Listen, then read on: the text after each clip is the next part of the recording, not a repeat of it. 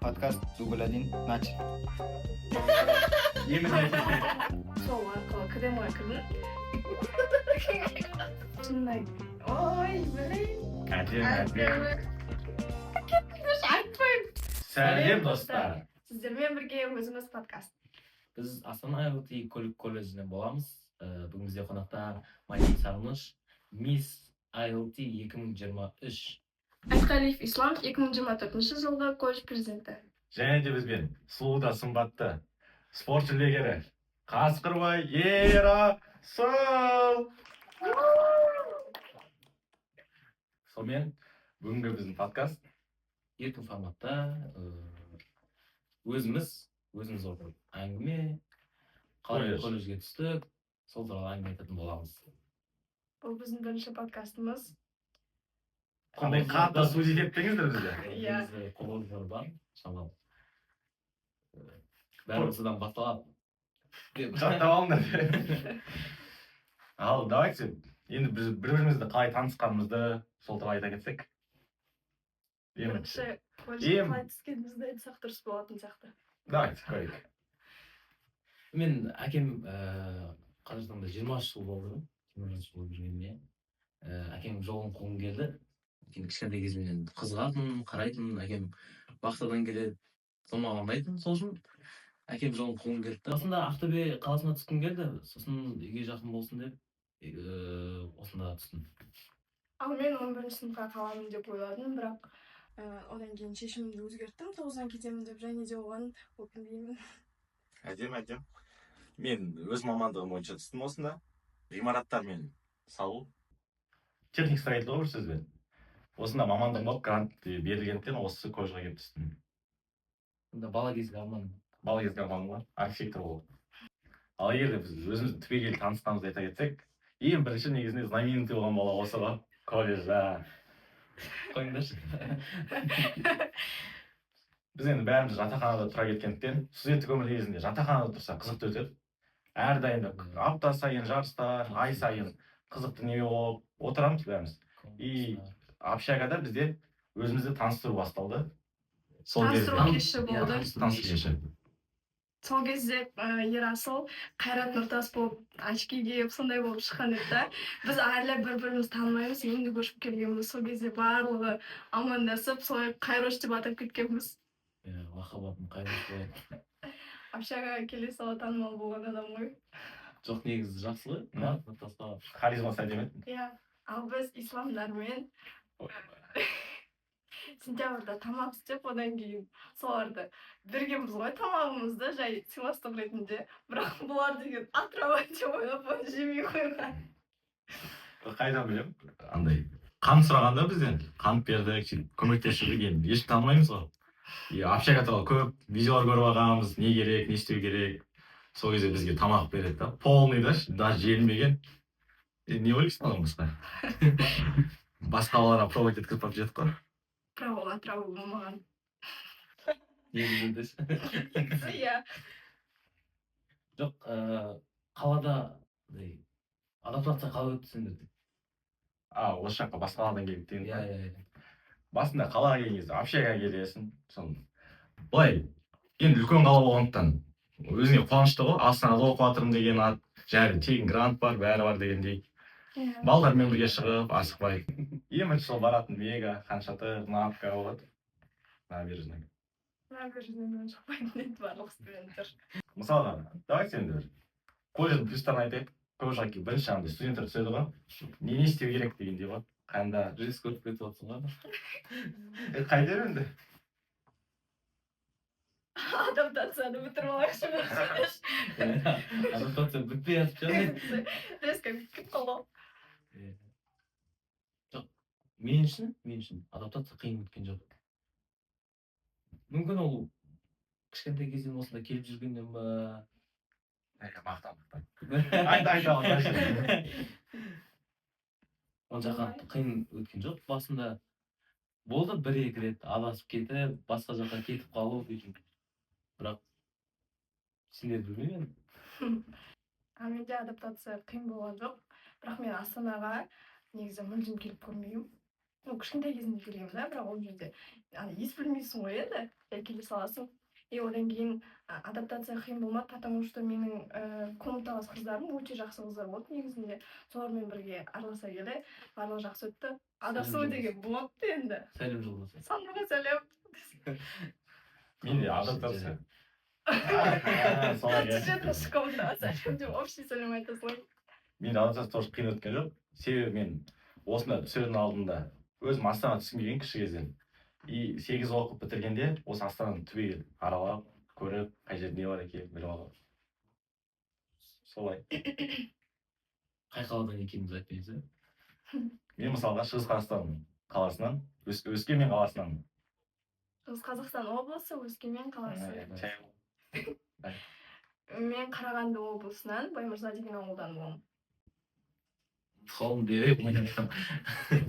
Мен Қызылорда облысы Қазалы ауданы Әйтеке би кенті. Көшеңе дейін айтса енді. Қызылорда облысы Қазалы ауданынан боламын. Қазіргі тұрып жатқан жерім Макинск қаласы, Ақмола облысы. Негізі жатақханаға қандай қалайтын болады? Түскен ниетіңіз бар? Ниетім не үшін керек? Ниет керек. Еще жатақханаға түскен ба? Тыныш. Менде сұрақ бар. Сұрақ айтыңыз. Колледжге түскеніңізде сендердің колледжге бейімделулеріңе, яғни адаптация деп жатсыңдар ғой, сендер қалай айттыңдар? Колледжге адаптация жақсы өтуіне не септігі дейсіздер жатақханадан басқа? Бар ма сондай? Мүмкін группаластарың, жатақханадағы достарың, мүмкін командалық деген сияқты. Солай айтсаңдар. Өте Орынды сұрақ. орынды сұрақ. Оразбек Нұрай ханым. Негізі орынды сұрақ болды. Колледжге адаптация қалай өтті? Кімдер көмектесті? Мен мектепте өте тұйық қыз болдым, ешкіммен араласпадым. Және де колледжге түскен кезде менің кураторым Жұлдыз апай болды. Сол моментте ол активистердің мұғалімі болған. Жетекшісі болған, иә. И сол кісі маған сол арқылы КДМ-ға кірдім. КДМ ол жастар ісі жөніндегі комитет. Ол жерде барлық активистер жиналады. Вот сол командаға кіру арқылы мен адаптациям өте жақсы өтті. Команда көмектесті. Команда и Жұлдыз апай көмектесті. Жұлдыз апайға бір жалын сәлем.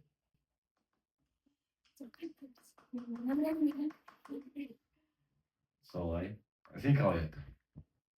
Шындығына келгенде енді барлығы сол концерттен басталды ғой. Танысу кешінен басталды негізі. Колледждің инста парақшасына салғаннан кейін барлығы танып, Қайрат Нұртас деп.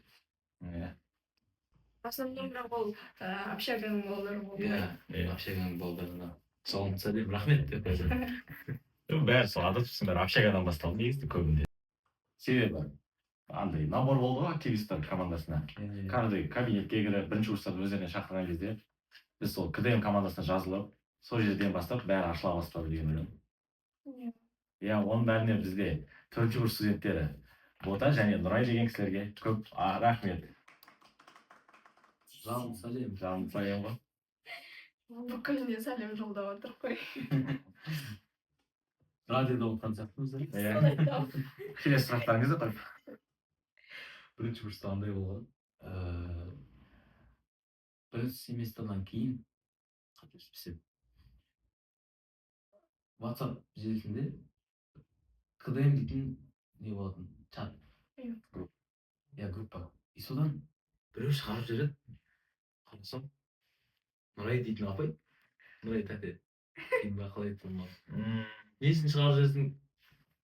Не үшін шығарып жүрдіңіз десем, сен пока бізге керек емессің.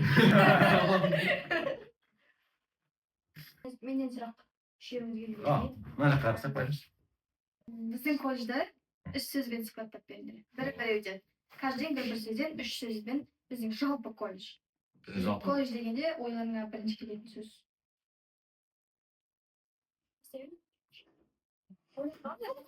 Ал айтайық. бұл бұл семья ғой, отбасы ғой бір. Команда. Әдемі. Сіздеріңіз ойынша.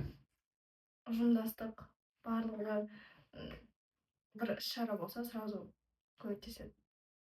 Журналистерде. Алти ол Эверест. О, әдем. Шапатсыңыз? Қаттысың қайыр. Боям. Өйткені биік мақсаттар, биік жетістіктер, оған өте андай сомнение жоқ деген ойдамын. Күмәні жоққа біздің Күмән жоқ. себебі да достық деген андай мұғалімдер мен оқушылардың ара қатынастары өте керемет деңгейде. Биікте. Шынымен Эверест деген келіп тұр. Мұғалімдер андай өте әдемі подходпен қарайды да, андай сабаққа да, бүкіл затқа. Ал менде туындайтын сұрақ, алғашқы практикалық жұмыстарың қалай өтті? Және де соңғы шыққан бізде жолсерік курсы бар, соны оқыдыңдар ма? Иә, мен жолсерік курсын оқыдым. Мен мысалы оқымадым. Себебі мен мамандығым басқа болғандықтан мен былтыр ендестім. Алдағы уақытта оқимын деп ойдамын. Мне кажется, ол мамандыққа ешқандай қатысы жоқ. Жолсерік курсын ол біздің колледжімізде беріліп жатқан мүмкіндік қой. Жазда сол арқылы 18-ге толған студенттер жұмыс істей алады. Мен мысалы бұйырса оқимын соны. Ой, то есть жұмыс істеймін. Өте дұрыс айтасың. Менде мамандығыма қарамай оқып алған болатын.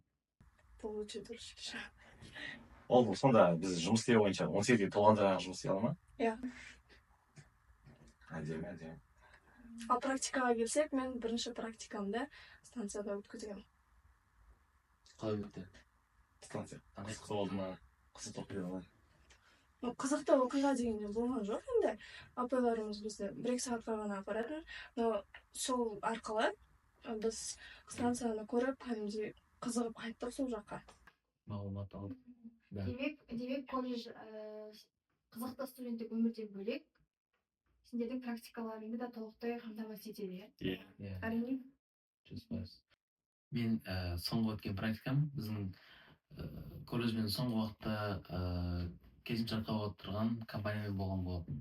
Wells атты компания, олар Германиядан жаңа технологияларды әкеліп, біз сияқты студенттерге үйретіп жатыр. Және де ол жерде келісімшарт бойынша егер ары қарай да студент қалып жұмыс істегісі келетін болса, ақылы жалақы төленетін еді. Күшті. Менің ойымша барлығымыздың практикамыз өте жақсы деңгейде өткен, себебі біздің колледж оны 100% қамтамасыз етіп бере алды деген ойдамын.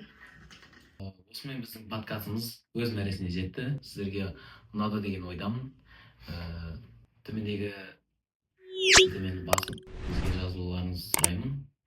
Және де лайк басып комментарийді жазуды ұмытпаймыз. Сау болыңыздар.